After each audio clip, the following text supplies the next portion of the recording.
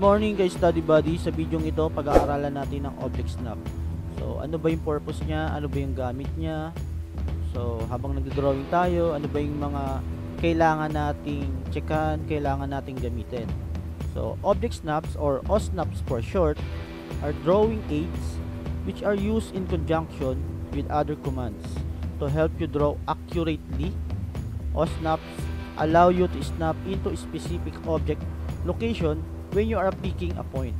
So, object snap is very helpful, especially kapag tayo ay nagdo-drawing na. So, makakapag-drawing tayo ng accurate, exact, at the same time, mapapabilis niya ang paggawa natin. So, example, from point A to point B, gagawa tayo ng line. So, mako-connect natin yung exact location nilang dalawa ng tama. Okay? Saan ba makikita ang object snap? So, makikita ang object snap sa status bar. Okay? Ito po. So, kung hindi makita ang object snap sa status bar, punta tayo sa customization. So, hanapin si object snap. So, 2D po muna tayo ha. Iba po yung 3D object snap. So, sa 2D object snap muna tayo. So, checkan yan. Mag-a-appear na yan sa status bar natin. Okay. Paano ba natin malalaman na naka-on or naka-off ang ating object snap? So, malalaman natin na naka-on or naka-off yan kapag ang color niya ay blue. So, means naka-on. Then, itaggle natin. Magkukulay white or gray siya and naka-off po yan. Or, shortcut key F3. Okay? So, may pull down arrow dyan. Once na kinlik natin yan, makikita natin ang object snap mode from endpoint hanggang parallel. Sa bottom part niya, yung object snap setting. Okay? So, ayun siya. So, yung object snap, so may ano siya, checkbox and object snap tracking. So, mamaya ko-compare natin ano ba yung pagkakaiba nung may naka-on na object snap tracking sa naka-off. Okay? Then, nandito yung select all. Mase-select mo lahat ng ating modes and clear all. Okay? So, isa-isahin natin yan mula endpoint hanggang parallel kung ano ba yung gamit niyan. So, unahin natin si endpoint. Okay? So, gawa muna tayo ng ating image na line. So, ortho on tayo. So, with a 40 distance. Then, okay. So, sa example natin na ito, gusto natin pag-connectahin ang endpoint ng line 1 sa line 2 natin. Okay. So, papansinin nyo, hindi pa naka-on yung ating object snap. So, kung gagawin natin ng mano-mano to, gagawa tayo ng line dito, punta rito. Okay. So, malaki ang chance na hindi yan mag-connect. Pero with the use of object snap, mako-connect natin yung endpoint to endpoint. So, try natin. So, i-on natin yan. Then, checka natin yung endpoint. Then, okay. Okay. So, line. So, i-hover natin yung ating line. So, lalabas yung kanyang symbol or yung kanyang logo na square color green. Ayan. Ibig sabihin na de-detect natin yung endpoint ng ating object papunta sa second object natin. Okay? So, ayan. Pag zoom natin yan, nakakonect ang ating endpoint to endpoint. Eksakto. Accurate. Okay? Next is yung ating midpoint. Okay? So, sa midpoint, gagawa ulit tayo ng line. Pagko-connectahin natin yung midpoint to midpoint ng dalawang line natin. So, hover lang natin yan. Yun. So, lalabas yung color green na triangle. So, detect nyo na yung midpoint. So, no need na natin sukatin yung midpoint ng ating line 1. Papunta sa midpoint ng ating line 2. Skip. Next is yung ating center. So, gawa tayo ng circle. Okay. With 25 circle with 20.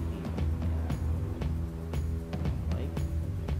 Ngayon, gusto natin pag-connectahin yung midpoint or yung center point ng ating circle papunta sa end point ng ating line. Okay? So, checkan natin yung ating center. Then create tayo ng line or pag-connectahin natin yung line ng end point natin papunta sa center point ng ating circle. So, i-hover natin yung circle natin, lalabas yung center point niya. Na-connect na natin. Next, yung ating geometric center. So, turn off natin tong or i-uncheck natin tong center natin. Then checkan natin geometric center. Okay? Okay, so gawa tayo ng pentagon. 5-sided. Center point 25 ang kanyang radius. Ayan. Okay. So, si geometric center is applicable for closed area and single entity. Okay? So, sa object natin na to, pentagon is single entity siya. So, gagana rito yung ating geometric center. So, try natin. Gumawa tayo ng line. Okay, naka-check. So, line. So, endpoint. Cover natin yung pentagon. Ayun. So, lumabas yung kanyang asterisk. Pwede na nating makuha or makonect sa center ng ating object or yung ating centroid. Okay. So, pina-off ko yung ating center kanina. Try natin kung gagana sa circle. Okay, try natin. Yun. So, hindi siya gumagana sa circle. So, si geometric center, applicable lang to sa mga object na closed and single entity. Okay? In-highlight ko yung single entity ha. Pansinin nyo, ito yung single entity natin. Pag ito ginawa nating or in-explode natin to, hindi nagagana si geometric center. Try natin. So, line. Okay? Pag in-over natin, hindi lumalabas yung ating geometric center. Okay? Even sa circle, hindi rin niya na-detect. Okay? So, i-join lang natin to.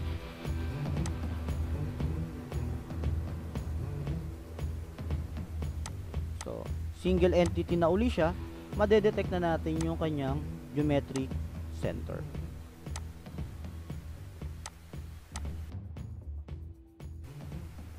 Next is yung ating node. Okay? So halimbawa, gagawa tayo ng line from this line 1 hanggang dito sa ating line 2 using node.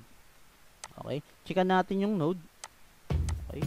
So, hindi natin na-detect ang node dito sa dalawang line natin unless gamitan natin siya ng multiple points and divide and measure. So, try natin.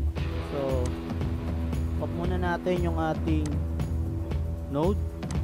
Then, gumamit muna tayo ng ating multiple points.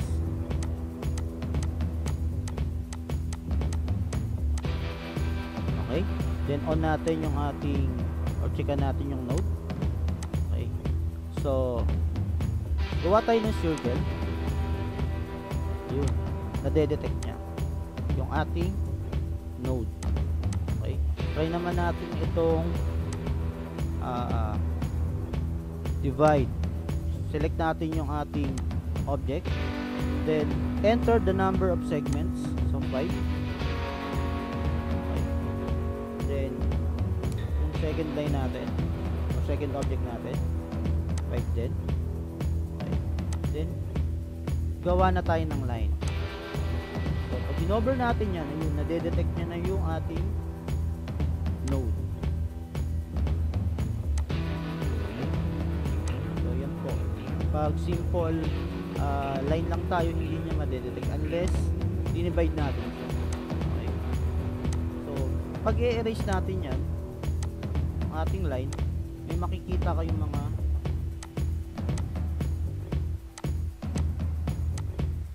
same ng ating multiple points. Okay? Next natin, ating quadrant. Okay? So, gawa tayo ng dalawang circle. Okay? 25 radius.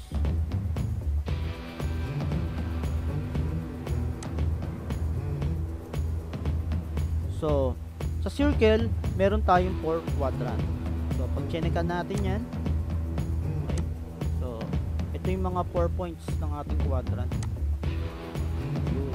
So, yung parang diamond. Okay. Hindi lang sa circle na detect ang quadrant. Meron din sa arc and sa ellipse natin. Okay. So, yun.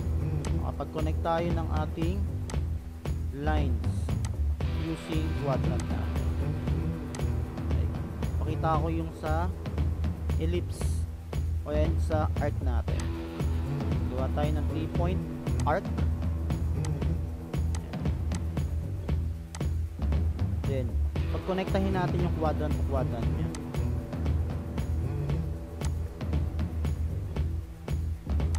Okay? And sa ating ellipse.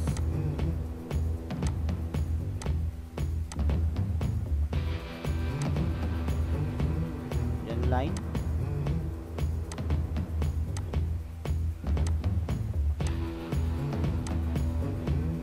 Next, yung ating intersection. So, intersection, yung intersection ng ating mga line or ng ating object. So, ang symbol niyan or yung logo niyan ay check lang natin yung midpoint and endpoint. Okay. So, line. Yun. Okay. Next, yung ating extension. So, sa extension, gawa tayo ng square. Okay?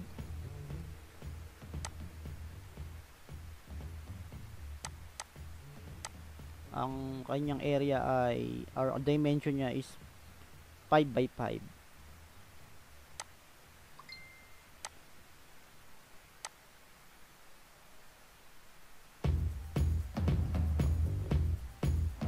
Gamitin natin ang extension.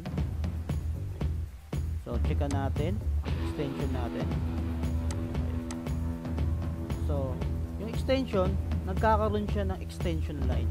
So, halimbawa, etong side na to, gusto nating gumawa or mag-point, ang layo niya ay 5 units. Okay, so line.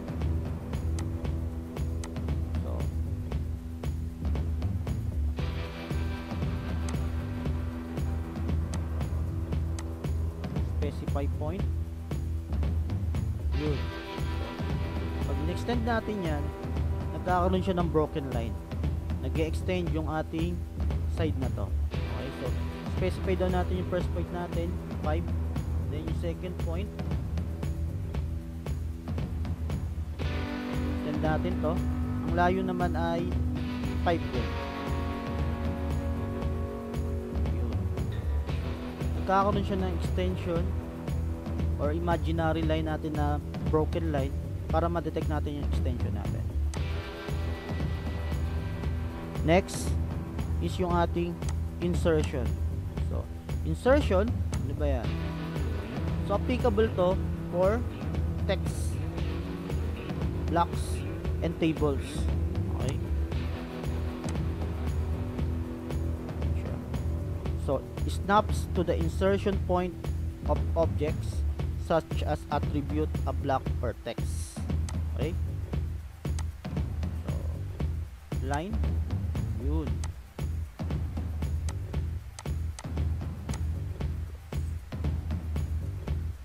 Okay?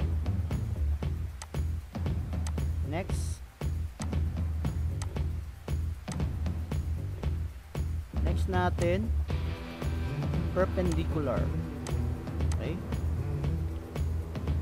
So, gawa tayo ng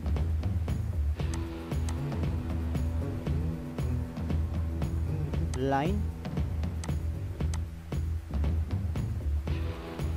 Okay, then second line natin. Perpendicular. Okay. Yun, na-detect niya. So, meron tayong perpendicular dito sa line na to. So, 90 degrees yan. Okay. So, isa pa. Line.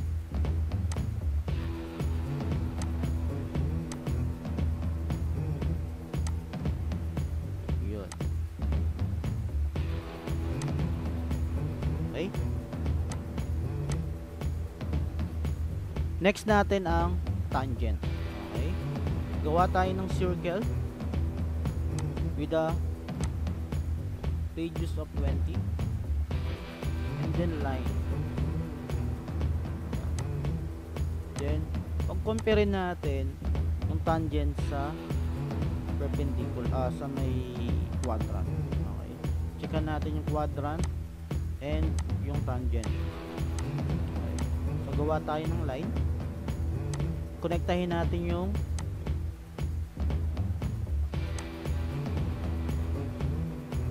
then yun.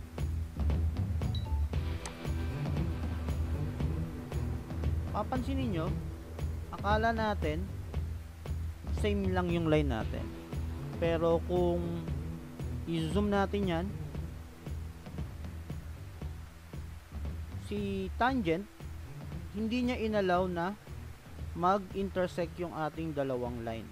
Unlike ni quadrant, nandito siya sa point natin na to, which is si quadrant meron tayong 4 quadrant. So 1, 2, 3, 4. Kumbaga fix yan yung ating quadrant points natin. Unlike the tangent, iiwasan niyang mag-intersect yung ating line. Isa pa dito. Okay, using tangent. Yun. Okay, so kung ginamitan natin to ng quadrant, fix siya.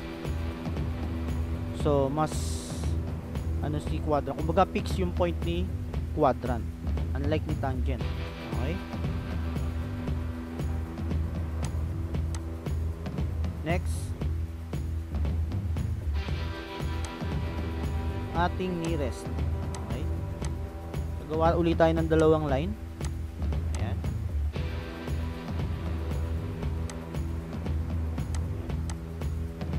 So, line. Yun.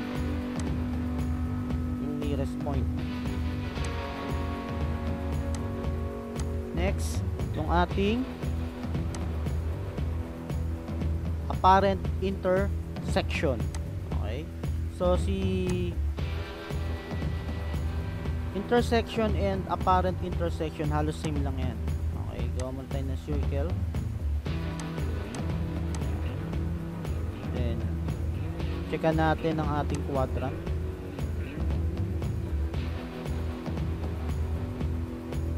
Okay, naka-check. Gawa ulit tayo ng circle natin, then line. Ganda. Okay, then yung kanyang intersection, check natin yung ating quadrant. Ayan. Apparent intersection, line.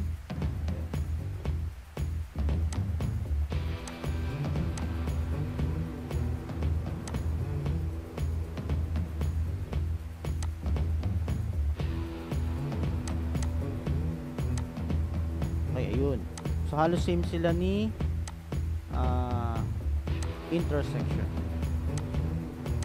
Next, yung ating parallel. Okay.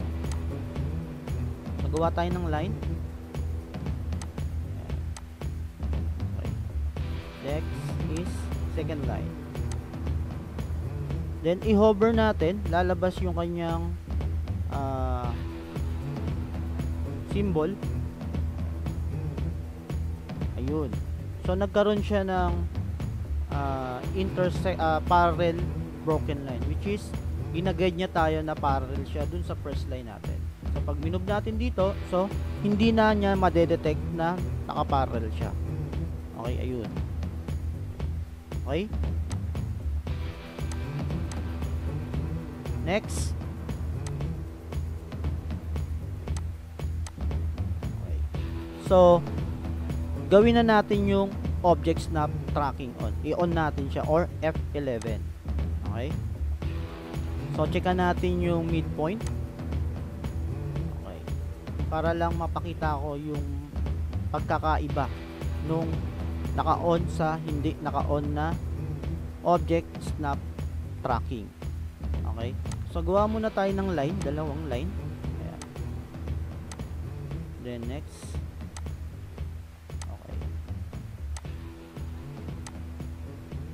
Ngayon, ganito ang requirements ng drawing natin. So, gagawa tayo ng circle kung saan magmi-meet yung perpendicular extension line natin dito ng ating line 1 and line 2. So, dun tayo mag-base ng ating center point ng ating circle. Okay. So, gawin muna natin, i-off natin ang ating object snap. Okay. Okay. Gawa tayo ng line. Yun, na-detect. Next. Second line natin. Then, checkan natin ang ating mid or yung ating intersection. Okay. Then, gawa na tayo ng ating circle.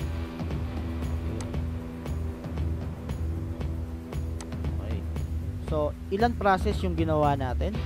Una, kinuha natin yung midpoint ng ating line 1, then yung ating line 2.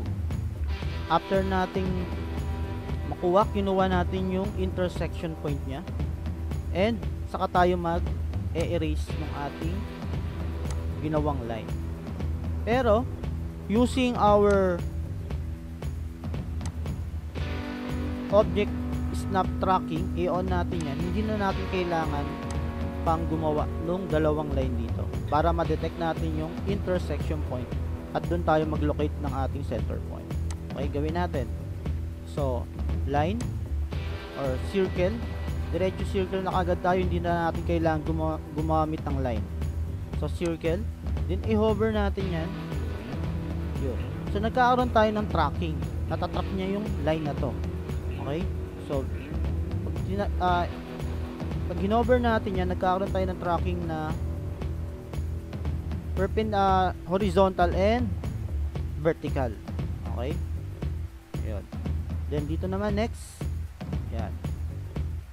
Yun. So, nakita natin yung intersection point nung dalawa. Then, gagawa na tayo ng center point natin. Then, magkapag-create na tayo ng circle natin without dun sa kaninang ginawa natin na process na gumawa muna tayo ng line dito. Yan. Then, dito rin, gumawa tayo ng line. Saka natin, dinetect yung ating intersection point. Okay? Then, circle. Yun. Okay? So, yan po natatapos ang ating lesson or topic sa object snap. By the way guys, tulad ng sinabi ko kanina, si object snap is hindi advisable na checkan lahat yan. So kung ano lang yung dapat checkan or yung dapat gamitin pag gagawa tayo ng isang object is mas advisable na yun ang checkan lang natin, which is kapag ito ay chinekan mo lahat, madedetect niya lahat yan. It's possible magkamali pa tayo dahil yung nearest, pwedeng yun nung mag-dip natin or ma-pick natin. Okay? So, that's all. Thank you.